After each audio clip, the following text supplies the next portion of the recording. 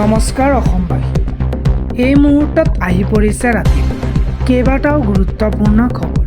আজি হ'ল 12। দেশত আহিব নেকি ভয়াৱহ সংকট? দেশবাসীলৈ প্ৰধানমন্ত্ৰী মোদীৰ আহ্বান। হয়, দেশত আহিব নেকি ভয়াৱহ সংকট? Breaking news. ৰন্ধন গেছৰ নাটনিৰ মাজতে দেশবাসীক উদ্দেশ্যে প্ৰধানমন্ত্ৰীৰ বৃহৎ আহ্বান।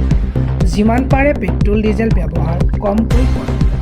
অধিক হাৰত মেট্ৰ' বাছেৰে অহা যোৱা কৰক। অধিক হাৰত মেট্ৰ' বাছেৰে আপুনি অহা যোৱা কৰিব। ক'ভিড কাল সদৃশ পৰিস্থিতিৰ সৃষ্টি হ'ব পাৰে দেশত। হয়, পেট্ৰল ডিজেল ৰাহি কৰিবলৈ দেশবাসীক প্ৰধানমন্ত্ৰীৰ আহ্বান।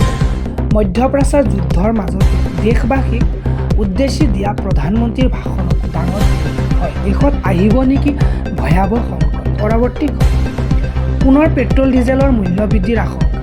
পেট্ৰল ডিজেল কমকৈ ব্যৱহাৰ কৰিবলৈ দেশবাসীক বিনম্ৰভাৱে আহ্বান জনাইছে প্ৰধানমন্ত্ৰী নৰেন্দ্ৰ মোদীয়ে। পৰৱৰ্তী ৰাজ্যবাসীক প্ৰথমটো উপহাৰ হিচাপে আগবঢ়ালে 200 ইউনিট বিনামূলীয়া বিদ্যুৎ সেৱা। কাৰ্যভাৰ গ্ৰহণ কৰাৰ পিছত মুখ্যমন্ত্ৰী হিচাপে বিজয়ে ৰাজ্যবাসীক প্ৰথমটো উপহাৰ হিচাপে আগবঢ়ালে 200 ইউনিট বিনামূলীয়া বিদ্যুৎ সেৱা ইতিমধ্যে ঘোষণা কৰিছে। অসম চৰকাৰে নতুন মন্ত্ৰীসভাৰ শপত গ্ৰহণৰ দিনটোতে জনতাৰ মূৰত ঋণৰ বোজা দি পুনৰ ল'ব 1000 কোটি টকাৰ ঋণ। Breaking news.